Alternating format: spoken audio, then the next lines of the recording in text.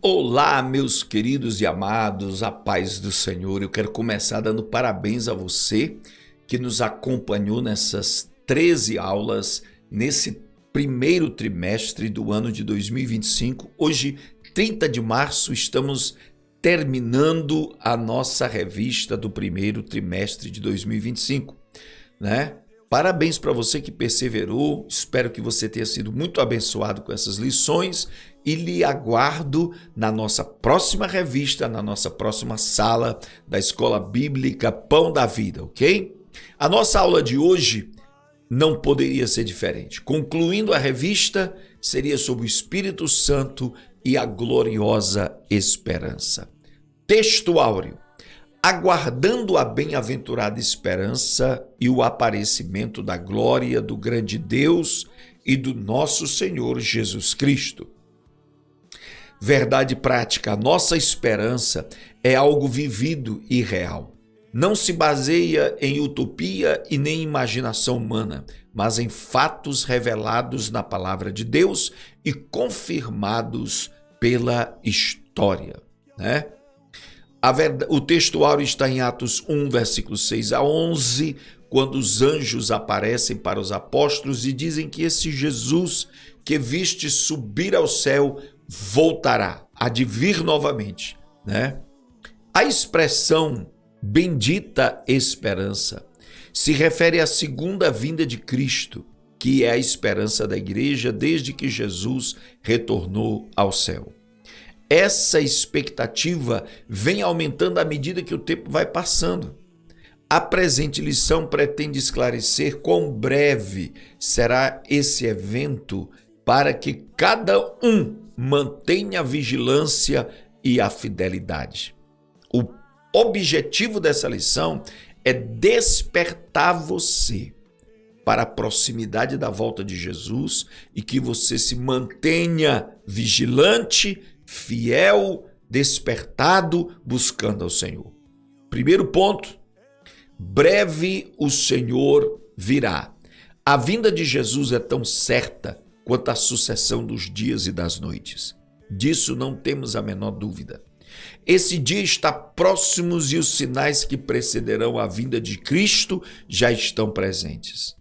A segunda vinda de Cristo é uma verdade ensinada na Bíblia inteira com abundância de detalhes nos evangelhos e nas epístolas.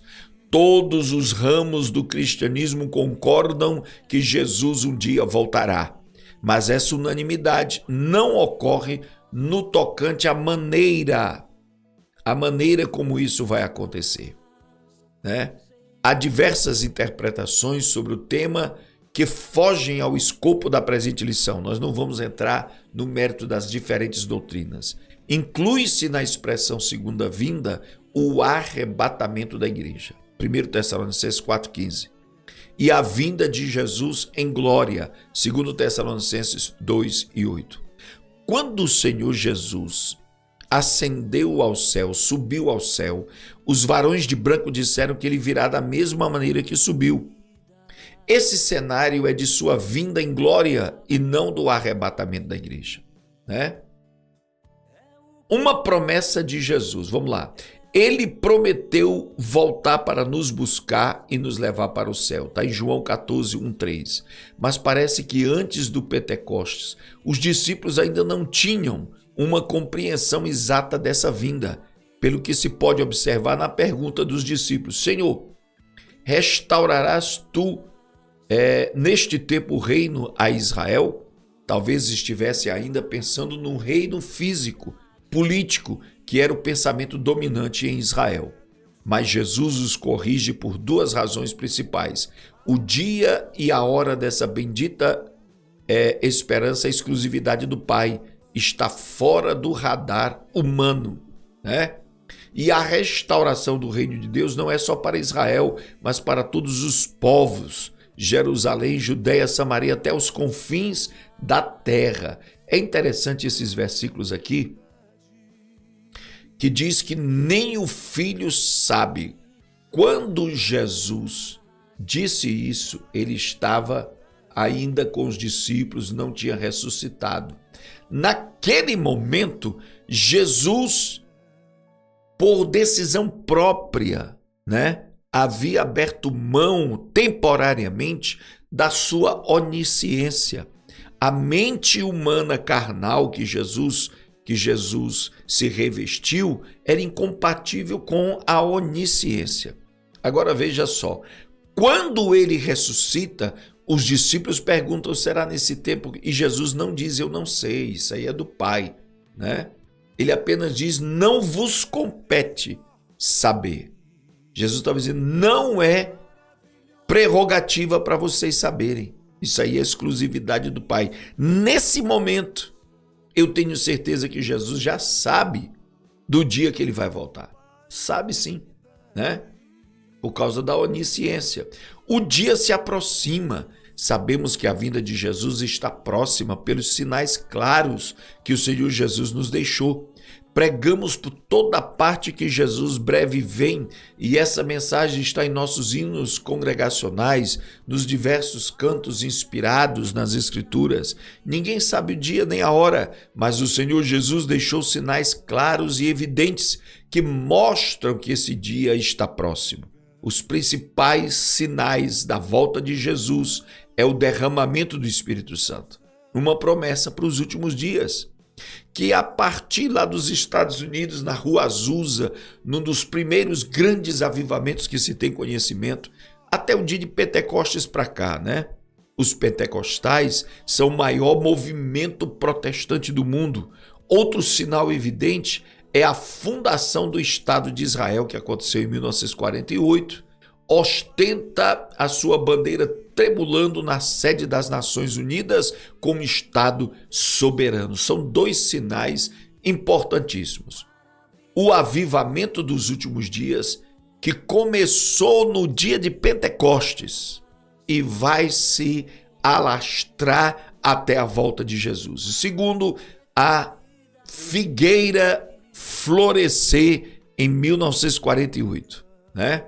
Com a fundação do Estado de Israel, a figueira começou a florescer, a começar a dar sinais de restauração.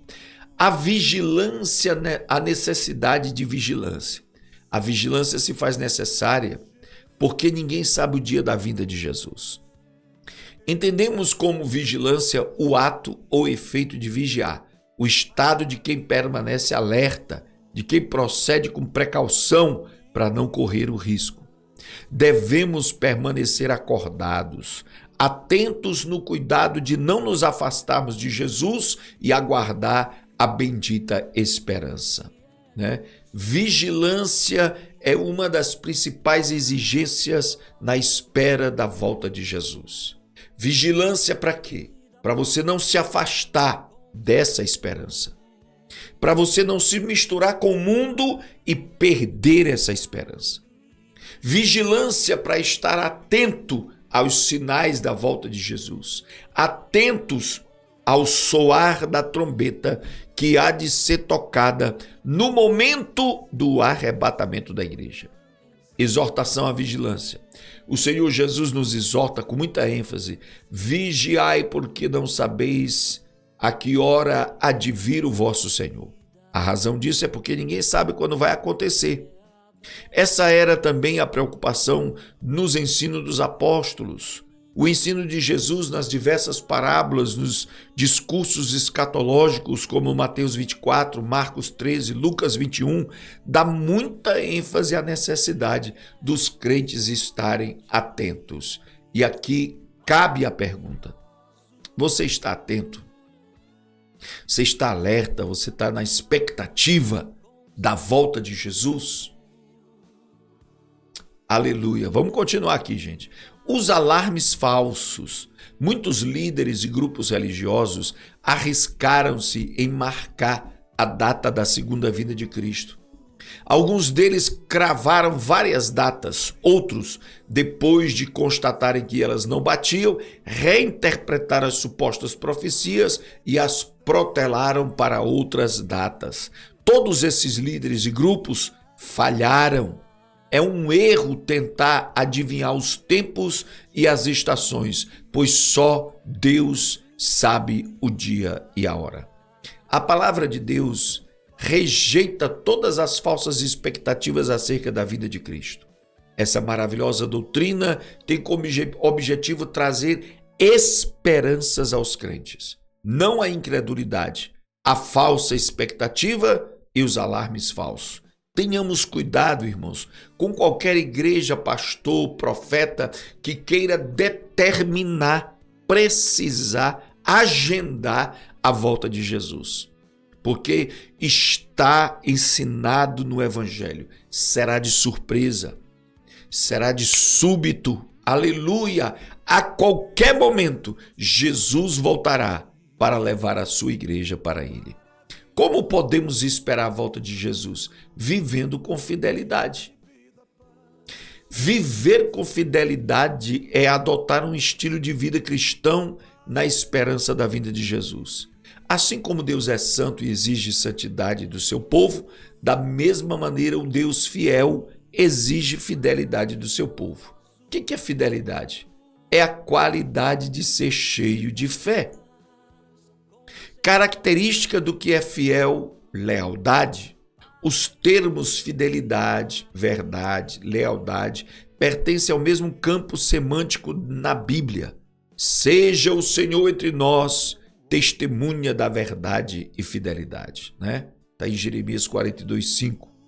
E mostrando toda a boa lealdade, Tito 2:10. Fidelidade é uma demonstração de fé, lealdade, respeito, constância, perseverança nos compromissos assumidos, né?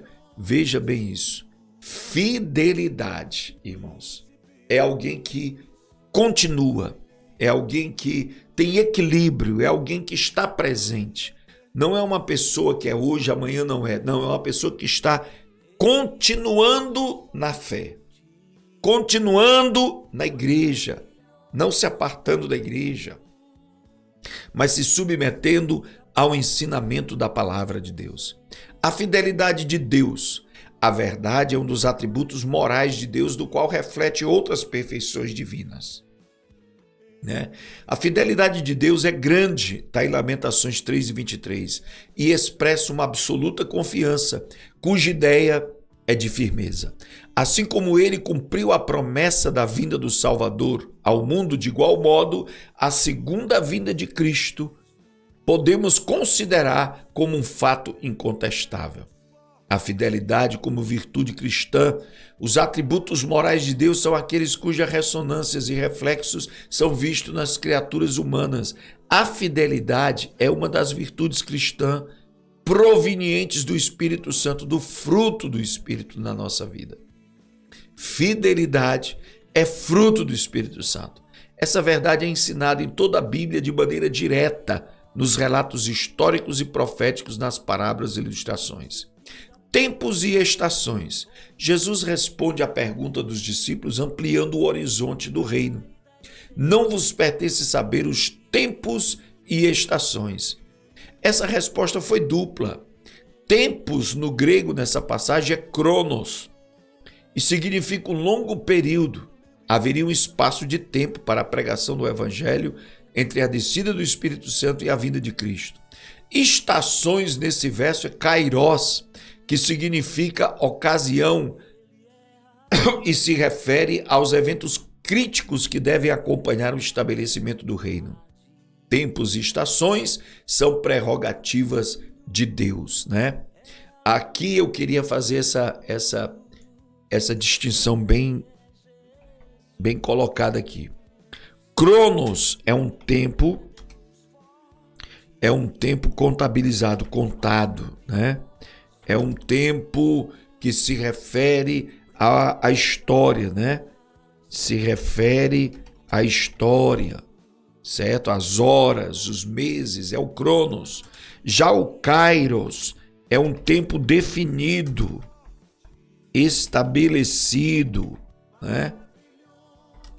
Às vezes, esse Kairos se refere a um tempo de Deus, um momento específico de Deus. Coloquei aqui embaixo para você anotar aí na sua apostila. Para terminar, viver com fidelidade é ser fiel e leal a Deus durante toda a sua vida. A fidelidade ao Senhor Jesus é uma das condições para herdar o reino dos céus. O Senhor Jesus falou reiteradas vezes sobre a sua vinda. Ao ascender ao céu, 2 anjos reafirmaram essa promessa. Esse Jesus que dentre vós foi recebido em cima no céu, há de vir assim como para o céu vistes ir. A volta de Jesus para nos levar ao céu é a esperança da igreja, né? Algumas pessoas duvidam do arrebatamento da igreja, mas, amados, deixa eu só colocar aqui, ó, arrebatamento. Arrebatamento. O primeiro arrebatamento da Bíblia foi o de Enoque. Lá em Gênesis capítulo 4, né? Capítulo 4, capítulo 5, Enoque.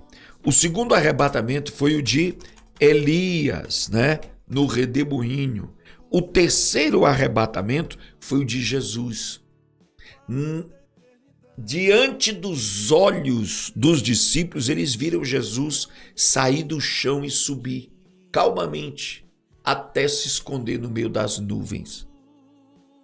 Isso é algo assustador, né? O quarto arrebatamento será o arrebatamento da igreja.